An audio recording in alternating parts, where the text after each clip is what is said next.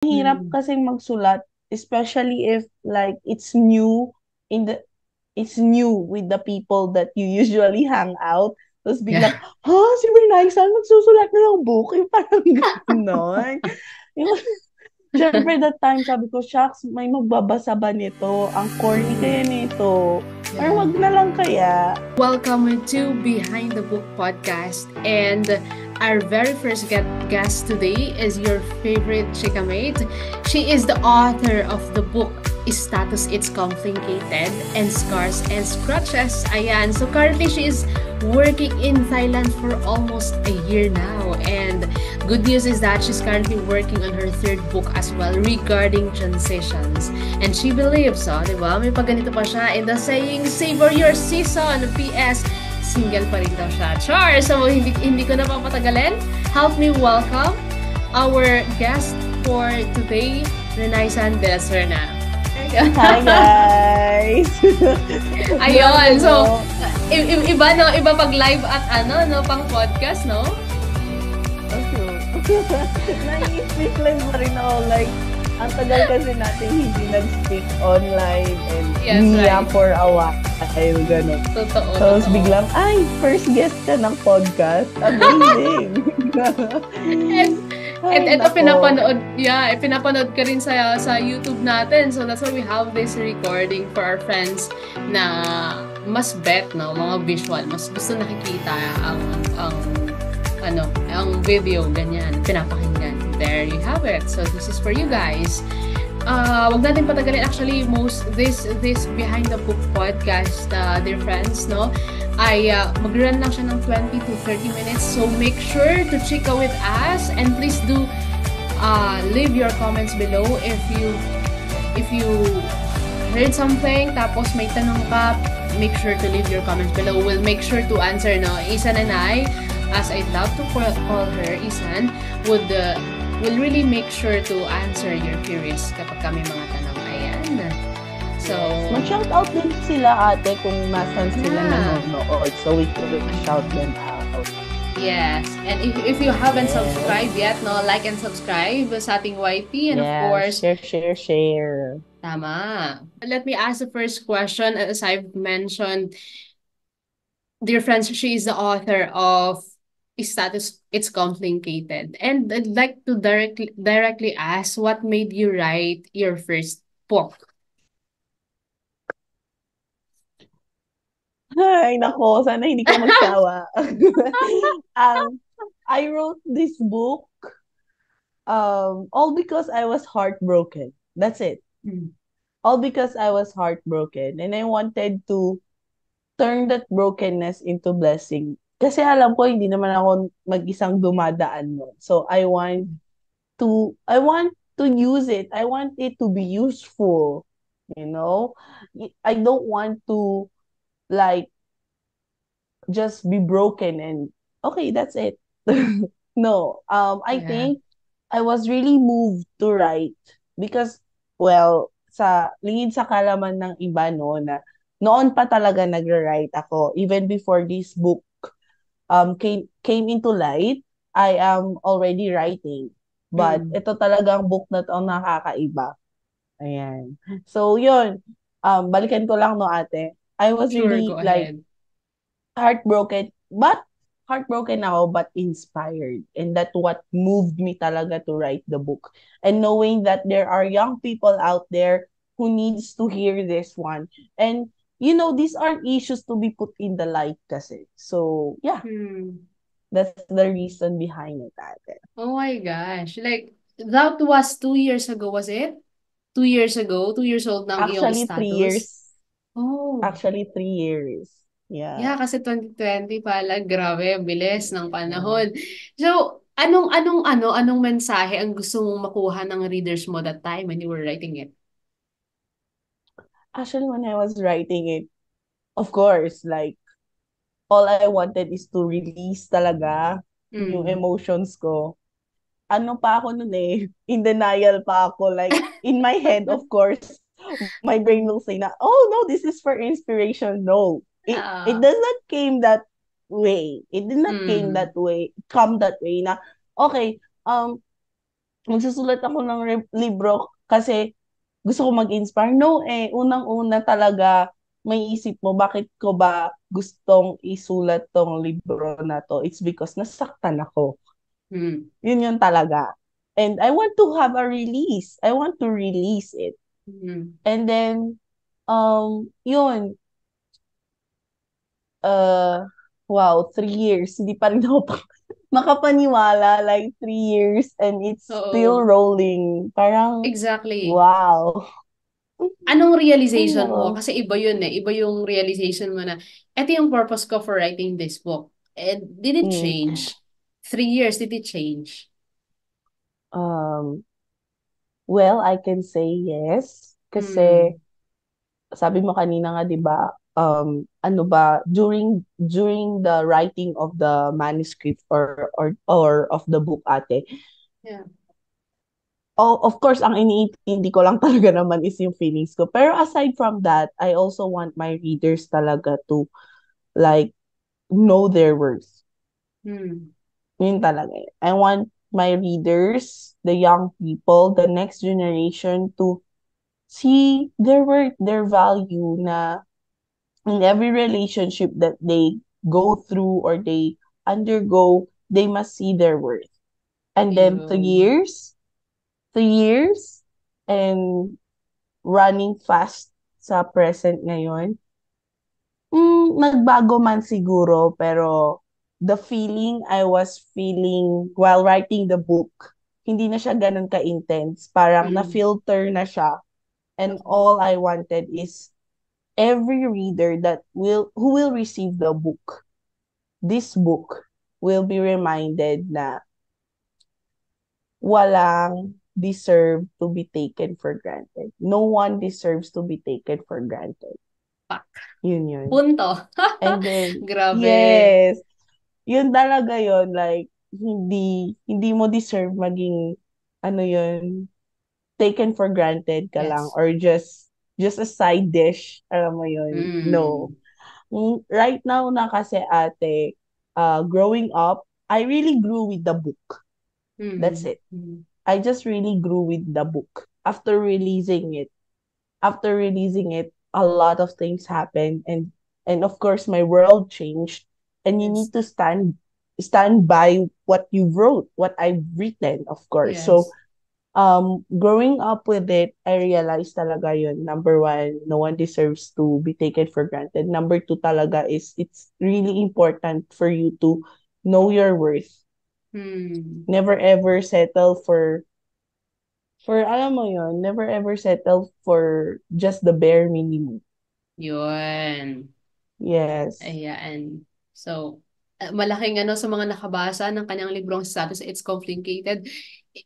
Talagang nag-drop siya ng bump, no? Ang daming realizations na, hala, nasa no-label relationship pala ako. And to those who are already aware, no? Nagbigay siya ng mensahe to Mm. really dig deeper, no? Think deeper. You're worth more than that. And I'd like to ask, kasi nabanggit mo kanina, Isan, ang daming nagbago. The moment you've written the book, Mm. your journey has parang nag-transform ka din as a person. If there's something, I know marami, pero if you can just maybe list top 3 things na nag-change after you've written the book, ano yung tatlong ito? Number one, nag-change um nag-change ako ate sa perspective ko sa relationships. Hmm. Yes, mas nagiging stronger yung standards talaga. Even if Yeah. people will say na napakataas naman ng standards mo, ganun. This is of Hmm. course in connection with the book. We're talking Yes. about the book, right? So Tama. number one talaga, nag-grow ako when it comes sa perspective ko with relationships, marriages, y- there's really a need. I mean, for me, at least, no, as a woman, Hmm. there's really a need to put like a bar. Sabi ko nga, you don't deserve to be like taken for granted or just putyo-putyo lang ganon, just for Yes, right. experience. No. Hmm. At this age, at my age right now, I'm really looking for like stability. Mm. Yan. Even before naman, stability pa rin talaga. But ngayon kasi ate, kaya ko sinabi na number one yun. Kasi, syempre, when you're 25, 26, and you know, near 30s, they will ask you a trail of questions. Sequence yan. Ba't wala ka pang boyfriend? Tapos kapag nag-boyfriend ka na, ganito, Oo, ganyan, ganyan. talaga. Oo, Ba't di ka pa tama. nag-asawa? Tapos nung nag-asawa ka na, ano na Walang naman? anak. Ba't wala ka ng anak? Ganon. Hay nako, walang katapusang ano, pero yun, number one talaga is, yung nag-change sa akin is the way I see relationship, that relationships are really precious, Mm. that they're not, they're not like papers or pillows that when you use them, it's enough. No. Yes. Um, you should set the bar. That's how it is. Merely Yes. talaga on worth. Focus talaga sa worth. Yan. And then number two talaga, yun, taking the process. Kahit masakit, kasi noon, hindi ko maintindihan, di ba? Marami tayo hindi naiintindihan, gano'n na, bakit ko pinagdadaanan to? But now, I can say that I can take the process, like, mas, ano yung endurance ko now to take Mm. and to face pains, comparing noon. Yes. Ganon. And ano pala, um, well, in relation to taking the process, now, na-appreciate ko ang me time. Kasi nga the extrovert that I Mm. am, 'di ba? Very Yeah. sociable, very bubbly. I need people around me. But now, I really take time to date myself. Ayun. Na hindi ko Ayun. nagagawa noon. Yes. Ang sarap pala talaga sa feeling. Ganon. Tapos yung number three ate talaga, yung nag-change sa akin is, how do you call this one? Adulting talaga would lead you to ano like, building your core. Mm. Yun. Na, hindi na ako masyadong nakikinig of what other people would say. Especially if they're not necessary sa process ko. Yes. Mo yun. Kasi, I can now differentiate what is noise and what is useful. What between noise and an advice, or noise between a counsel. So yun ate. Yun na naman yung mga top 3 ko na mga I think nag-change sa akin After writing the book. after writing my book. Ang galing mo. Would love to ask kung etong tatlong to, because of you writing your book, because of you putting your message out there, you said nagkaroon ng change sa perspective mo, no? Mas appreciate mo yung sarili mo by by dating yourself. And third is, mas na-build mo yung core mo. And ano naman ngayon yung pinaka-challenge mo when you were writing your book? Kung meron man, no? Maybe you can just share with us, ano yung pinaka-top challenge mo talaga as you were writing your book? Ano, dahil nga extroverted ako and Mm. very sensitive kasi ako with other people's opinion. Okay. So, ang hirap, like, that's the exterior factor, no? Ang hirap Mm. kasi magsulat, especially if, like, in the, it's new with the people that you usually hang out. Tapos Yeah. biglang, si Bernay, saan magsusulat na ng book? Yung parang gano'n. Yung, syempre that time, sabi ko, shucks, may magbabasa ba nito? Ang corny Mm. kaya nito. Or Yeah. wag na lang kaya. You know that? Oo. That's my line before. Like, wag na lang kaya Mm. ate. So, Oo. yeah, wag na lang nating ituloy. Yun, that's the very challenge na napagdaanan ko talaga. Well, beside from the finances. Come on, let's Mm. face it. The Exactly. finance is really a tough one. But if you're gonna say, like, in during the writing of the manuscript, oh my gosh, other people's opinion talaga. Ugh. Kapag hindi ka guarded during your writing, how do we call this one? Writing Uh, cube, or r- writing hour, or okay. writing moments, writing phases, pag di ka Yes. naging guarded at that time, it really affects you. Mm. Ganun. Especially for first-time authors, no? Um, I Yes. I heard that line, Isan, so can we expand on that? I heard someone say, parang hindi worth it. Para ipapublish ko pa ba to? Parang hindi. Yung ganyan na self-doubt talaga. So, ano yung, Mhm. kasi sa'yo, ano, tinotoo mo eh. I mean, hindi ka nag-stop. That's why you have already, you're writing your third book. And I'm so proud of you for that. So, for those who are starting right now in their journey, especially first book nila, yun talaga yung struggles ng maraming author isa na no, na nagsisimula pa lang, picking up the pieces of puzzles, how to do this, where to go, tapos nagsulat sila, and then, ayun na, pumasok na si self-doubt, pumasok na si what if walang magbasa, especially Yes. that, isan, what if walang magbasa, wag na lang kaya. So what is your advice coming from personal experience? Ang dami din natin na talagang narinig, no? Sayang naman. Hmm. For me, sayang naman kung hindi mo siya ilalabas. Hmm. 'Di ba? Ah, I remember a quotation na an idea that is not released is just an idea. Yun. Yeah. It will never be a masterpiece. It will never be a realization of a Hmm. dream if hanggang idea lang siya. And if gusto mo Yes. talaga siyang i-let out sa light, why not? If you're scared, then face it scared, sabi nga ni Ate May. And that's true. Ano? That was true to me. That was true to Ate Hmm. May. That was also true to Ate Jaisi. We have our own, we have our own writing, how do you call this one? Writing doubts talaga. Ang Yes. sabi ko nga kanina, kasi syempre maraming factor yan, no? Hmm. But my advice to you, if ever you are in this podcast right now and you are planning to write a book, face it scared. Just start Yun. writing. Just start Um, writing. Start writing. If you're scared, then it's normal. Normal ka. Tama. Kasi Yes, nakakaramdam yes, ka you ng ano eh. are. Yes, nakakaramdam ka ng takot and that's normal. Kabahan ka kapag di ka natatakot na gawin yun for the first time, di ba? Exactly. Exactly. Yeah. But And to there's address, always a first wag, time. tama. Correct. Ayan, and to address naman yung, kasi meron ka nito eh, yung, what if mo lang magbabasa? So, ano nangyari? Anong Mm. nangyari, Isan, pagkatapos mong sinulat yung libro? Na-stuck ba yung So libro ayun, mo? maraming maraming na intriga.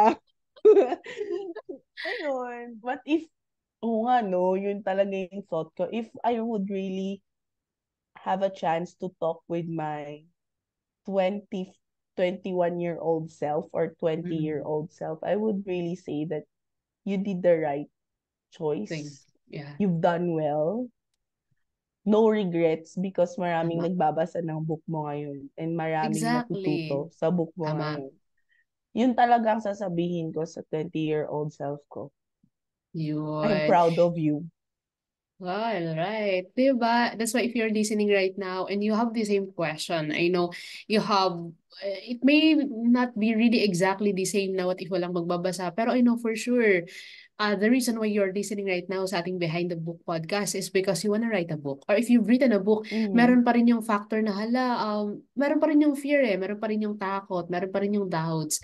Even if you've written one, two, three books, kasi that's ako in my case, I've written 9 books pero meron pa rin yung ganyang factor. So how much more to you listening right now na gusto pa lang magsulat o di kaya nasimulan mo na. And it is really normal as your Ate Isan would say, no? And we would love to leave you with this. Do not let your fear limit you kasi you don't know the limitless possibilities that you can achieve. 'Di ba? Pagkasulat mo ng libro, ang daming pwedeng mangyari sa'yo. And just remember Yeah. that your message is so, so, so important to some people out there you don't even know, no? You just don't know it yet kasi hindi mo pa nga siya nilalabas. And you can only know it if na ilabas mo siya. So hit the call, take this chance, opportunity if you heard us for the first time, no? Ito na yung chance mo, ito na yung opportunity mo to put your work out there, to have that courage, Mm-hmm. to write it and publish Yes. it and come out of your comfort zone. Ayan. That's true. 'Di ba? So, anong nag-push sa'yo, Isan? Anong nag-push sa'yo na tapusin ang libro? Kasi meron kang factor na i-remember, parang wag na lang kaya, gumaganon ka nga dati, wag mo na kaisulat, blah, blah, blah. And what made you really finish the book? Na it was a journey for you eh. Wala. Gusto ko kasi syempre may pinatutunayan ako that time na, kaya Yes, ko yes. to. Parang Oo. ganon. What made me finish talaga, what drove me to finish the book is seeing the people who will be reading this for the next generations to come na Yeah. matututo sila na, Hmm. ganito pala yun. Ganun. Like, something that I was thinking that there will be at least something that I will leave to this next generation. Hmm. A legacy. Yun talaga And yung you, nag-push sa akin. yes, and you're living that dream of yours, no? Wala si, ano, because, to you listening right now, we had a book fair, and it is really, sa isang author na makita yung libro na binabasa ng mga audience mo, priceless yun. Mm, And that's I have true. seen young ones, no, these are college students, reading the book of Renaissance last week, and I was like, oh my gee, some of them are giggling, some of them are smiling from ear to ear. I don't know, maybe because nakarelate sila sa no-label relationship, di ba? So parang ang cool to see them like that, how much more the author mismo ang makakita nun na, hala, yung librong sinulat ko, kumaga worth it, di ba? Worth it yung, kasi grabing courage yun sa kanya, flings yun eh, yun yung sinulat mo, story mo yun eh. And now 'Di you ba? have that Nakakahiya. out open. Exactly. Parang hala, nakakaya malalaman nila yung ka-flings ko noon. Something like that. So Oh my really, gosh. face Yeah, palm. actually nga, oh my gosh. Lately nga ate, 'di ba? I told you that I've been reading through again my book, Yeah. Status It's Complicated, and And then, now 5 years passed already after I wrote the manuscript and went through all the book processes. Like hmm. parang OMG, it's so nakakahiya. Pero Pero looking at it now and seeing all those pictures, hearing all those feedbacks coming in, grabe, like priceless guys. Salamat, salamat talaga sa lahat ng naka-appreciate nung book.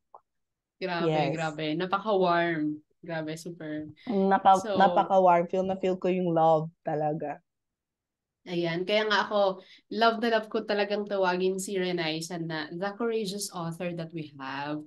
Kasi siya lang yung nakapagsulat ng, because we've been coaching na authors ng nonfiction, so ibig sabihin, story mo, isusulat mo, di ba? Pwede rin naman ibang tao, pero in Mm, the case of Isan, she has written ang kanyang sariling kwento. It's not easy, di ba? So parang, oh my gosh, how yes, courageous you are, but because of your courage, ang daming napaparealize, di ba? Isa na ako doon. No? Ang dami ko yes, rin natutunan through your courage. So you see, your book, the book that you wanted to write, the book that will come out through you matters. So make sure yes, really, to hit the call. If there's something, bothering you na, hala, gusto ko magsulat ng libro. Ang dami mong bakit.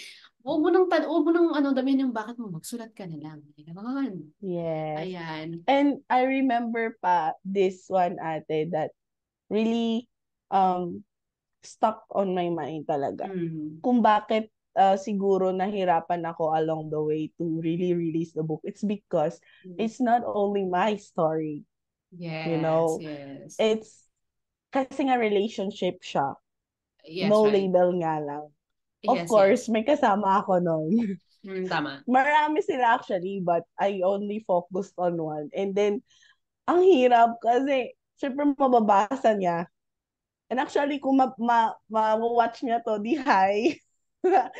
Ayun. I mean, parang hesitant ako noon kasi feeling ko, alam, masasaktan ko kaya siya, ma-offend kaya Mm. siya, like that. And ang hirap to like put the words in proper places. Tama. Yun ang mahirap talaga, like structuring it in a way na hindi mahahalata. Pero nahalata niya pa rin eh kasi may mga Obvious. words kasi doon na hindi naman obvious, but there are really words which I intentionally put na Mm. makikita niya talaga na kami lang ang nakakaintindi nun. Mga inside jokes namin, Mm. mga ganon. So, yeah. So, yun, medyo hesitant talaga. And I think if I wouldn't if I did not put those words on that part of the book, I think it would not be whole. So, kailangan talaga Yun. na maiput yung mga words na yun. So, yun guys, yun yung mga paghihirap na kailangan mo pong daanan. Kaya But in the end, it guys, was worth it. No, in the end, it was very, worth it. So I would love you to very, complete very. this sentence. You're actually nearing the end part already. No, I nating super pahabain to because, behind the book podcast, we'll dig deeper into the author, hindi yung mismong laman ng libro. Yes, yeah, the laman ng libro, but at the same time, you wanted to know, no, ano yung emotions ng author, ano yung mga hinagpis talaga, no, ano yung challenges, Mm, alam mo yon, paano mo siya yes. nalagpasan. So we will dig deeper in this behind the book podcast at dito lang talaga yan. And that's why I would love to ask you this question, Isan. Complete this sentence. Buti na lang nagsulat ako ng libro because Buti na lang, buti na lang nagsulat ako ng libro because if I if I did not, then I wouldn't be the lady I am now. oh my gosh. Guys, take note, I haven't sent any question beforehand. So this is just really Mm, purely from the heart of our guest today. Ayan, thank you so much. And very raw. super, super raw because we wanted it that way, no? Kung saan tayo ililid. And hopefully, you've learned really something out from this short conversation. Ang pinaka-goal ko talaga, guys, behind the book, this is the first ever. I'm gonna drop this down podcast. And it took me a while to really start mo na siya. So, may this give you courage as well to get started. Kasi kapag ka nasimulan mo na siya, tuloy-tuloy na yan, no? Pagka nasimulan mo isang bagay, tuloy-tuloy na siya. So, isang last question or maybe yes, encouraging words, no? Encouraging words to the person listening right now, especially to every aspiring author out there. Wow. Oh, pag talaga mga ganyan ang binabato ni Ate Joycey, papaisip ako eh. To every aspiring authors, just what I've said a while ago, hesitance, nervousness, shyness, anxiety, if you're still scared, fear, self-doubt, you know what? When you are all feeling these things while planning to write your book, you have all the perfect ingredients. Because you know what? Those are part of writing. Those are ingredients to a beautiful masterpiece. So mix them, allow yourself to feel all of this. Do not neglect those feelings because those are valid naman. But always know that when when when you go through these tough times, you always have someone na iga-guide ka. Kung hindi man kami, of course, si Lord. So, yeah, isama si Lord lagi sa mga process. Yes, Ayan. right. So, we're rooting for you guys. We're cheering you on. Thank you so much, Relax. And Mhm. it's so, so much refreshing talaga, no, na marinig mula sa'yo at this moment in time, yung kwento mo, no? 3 years. Iba-iba kasi yan. So, I'm really glad and happy and blessed na ikaw yung unang guest sa ating Behind the Book Thank podcast. you And po. to you listening right now, I hope you learned something. I hope you learned something through our conversation. And we will see you again sa susunod nating guest. Dito lang yan sa Behind the Book podcast. Cheering you on. And I'll leave you with this. Every book has been written except yours. This is JZ Tanawe and I'll see you in the next podcast.